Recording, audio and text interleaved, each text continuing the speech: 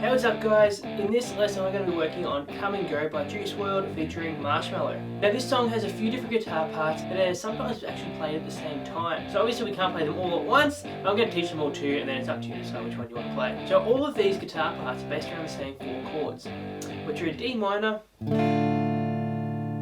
a C, a G minor, and a B flat. And our first part sounds like this.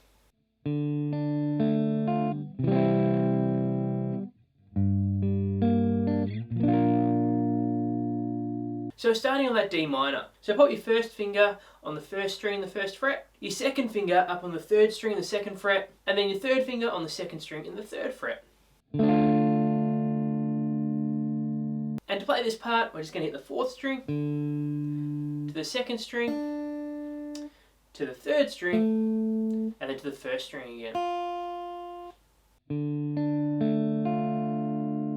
then we're going to move to a C.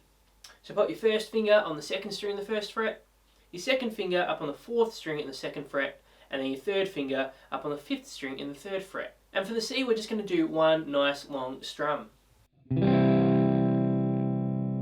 So that D minor and the C together will sound like this. Then we're going to move to a G minor. So to start off with, we're going to bar that entire third fret.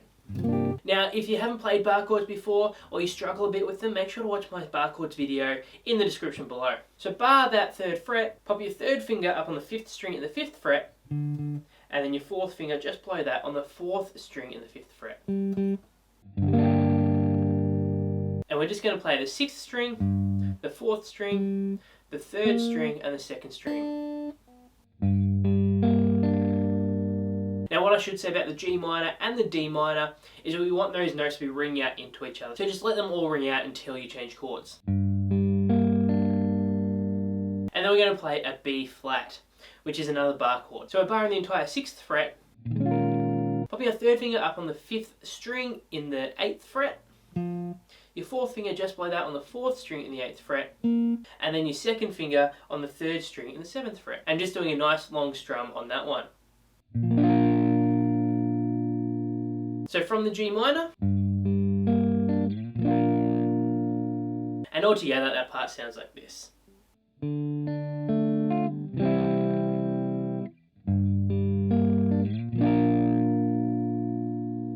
that part pretty much goes throughout the whole first verse. Then what we're going to do for our next guitar part is we're actually going to use the same chords, we're going to do them as power chords and pop a bit of distortion on there. It's almost got a bit of a pop punk sort of vibe going on. And that sounds like this.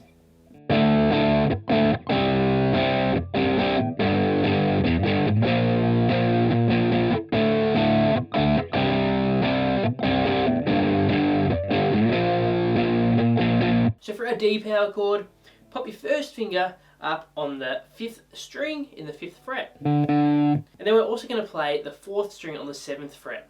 Now as you just saw, I tend to use my fourth finger for that.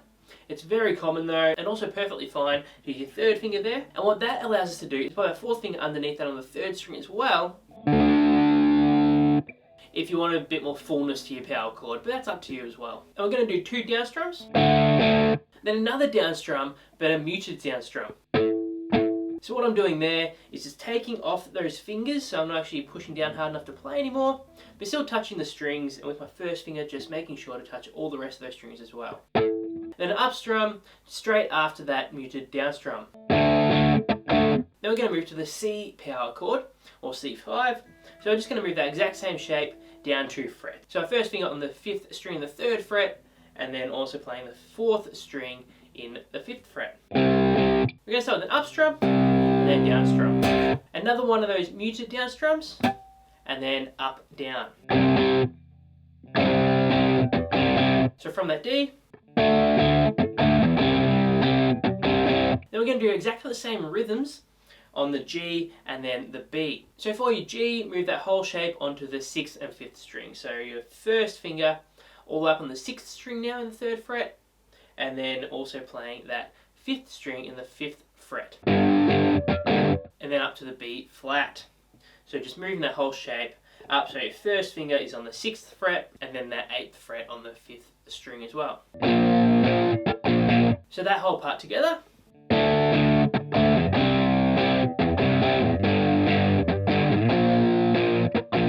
There are two main rhythm parts, so that nice clean part at the start, that sort of pop punk distorted part there. Now a little bit further on, over the top of that part, we have this line.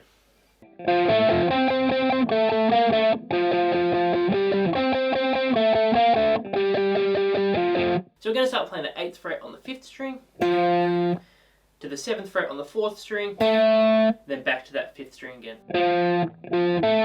Then we're going to go up on the 4th string to the 10th fret, and we'll hit that 4 times. Then on the 4th string still, back to that 7th fret, and hit it twice, then just the 8th fret on that 4th string, 7th fret again, and then back to the 8th fret on the 5th string. I'll hit that 5 times, and then just move up to the 10th fret on the 5th string and hit that twice. Then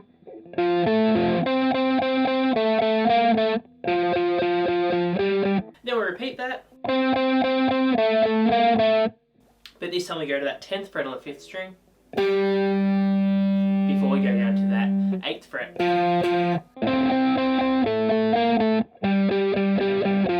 So those two together. Then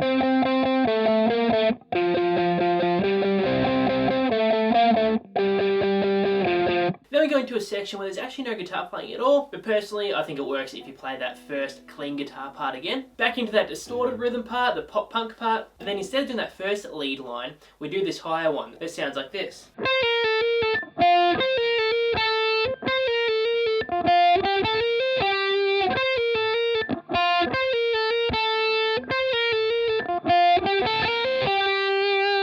So what I'm doing there is starting with my 4th finger up on the 8th fret on the 1st string. I'm actually doing this in sort of a legato sort of way, which means instead of picking each note, I'm actually pulling off. Now if you haven't done a lot of hammer-ons and pull-offs, that's perfectly fine. You can pick it instead, it's just not going to sound as smooth as doing it this way. So that 8th fret on the 1st string, pulling off to the 6th fret, then pulling off to the 5th fret. And then hammering back on to that 6th fret again. And then going back to that 5th fret on the 1st string. And then we go down to the 2nd string and playing that 6th fret there. Now the other thing to realise about this part is it's played very flat. There's no vibrato going on with your finger, which is quite tempting to do, especially when you're playing it on your own, but it is played very straight and flat there. Then we do that again, but instead of going to the 2nd string, we just end on that 1st string, 5th fret. Then we start that again, and then we finish with this line. So we're playing the 8th fret on the 2nd string, to the 5th fret on the 1st string, to the 6th fret on the 1st string, to the 8th fret, and then back to that 8th fret on the 2nd string. So that whole part sounds like this.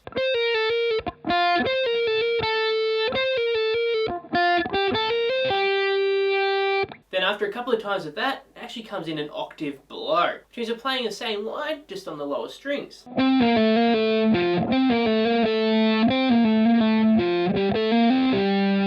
So we're going to start on the 10th fret on the 4th string. Pull off down to the 8th fret, and then down to the 7th fret, up to the 8th fret, 7th fret again, and then the 8th fret on the 5th string. And using the same rhythm and fingering and everything like that as the high part. Then obviously doing it again, but ending on that 7th fret on the 4th string. Then doing it again. Then going 10th fret on the 5th string. 7th fret on the 4th string. 8th fret. 10th fret. And then to the 10th fret on the 5th string again.